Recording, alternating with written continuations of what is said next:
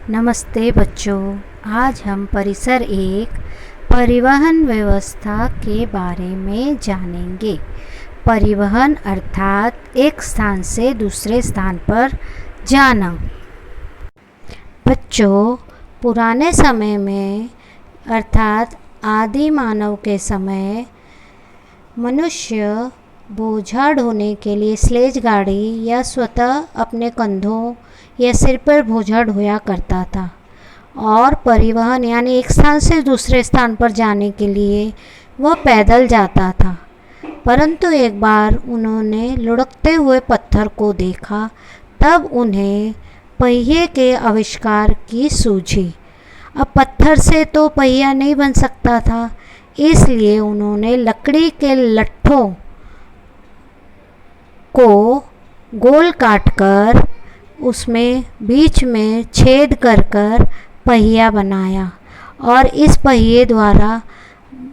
पहिए के बहुत से उपयोग हैं। अब जो आधुनिक वाहनों में आप लोग देखते हो, उनमें कौन सी चीज़ समान होती है? साइकिल, रिक्शा, टैक्सी, इन सभी में पहिए होते हैं। पहियों के कारण तेज़ और जल्दी हम एक स्थान से दूसरे स्थान पर पहुंच सकते हैं। बच्चों, यह ट्रक है, यह सड़क पर चलता है। यह स्कूटर है, यह भी सड़क पर चलता है। यह साइकिल है, यह भी सड़क पर चलती है। यह कार है और यह कार भी सड़क पर चलती है। बच्चों, ये सभी परिवहन के आधुनिक साधन हैं और ये सभी साधन सड़क पर चलते हैं, इसीलिए इसे हम सड़क मार्ग कहते हैं। इसी प्रकार आप लोग देखेंगे कि हमारे अन्य परिवहन के साधन भी हैं। यह है हवाई जहाज़। जल्दी और तेज़ यात्रा के लिए हम हवाई जहाज़ का उपयोग करते हैं और पृथ्वी से दूर जाने के लिए हम रॉकेट का उपयोग करते हैं और इनका जो मार्ग है वो वायु मार्ग कहलाता है। बच्चों, यह क्या है? नाव। और यह है जहाज़। नदी और समुद्र में यात्रा करने के लिए हम इन साधनों का उपयोग करते हैं, इसलिए इनका जो मार्ग वो जल मार्ग कहलाता है। बच्चों, अब इस चित्र से तो आप परिचित होंगे। यह है रेलगाड़ी, हमारी रेलगाड़ी। इससे हम गांव जाते हैं।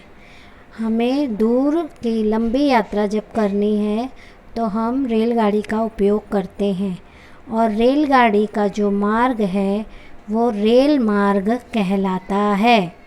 बच्चों, आप लोगों ने जाना कि परिवहन के आधुनिक साधन और उनके मार्गों के बारे में।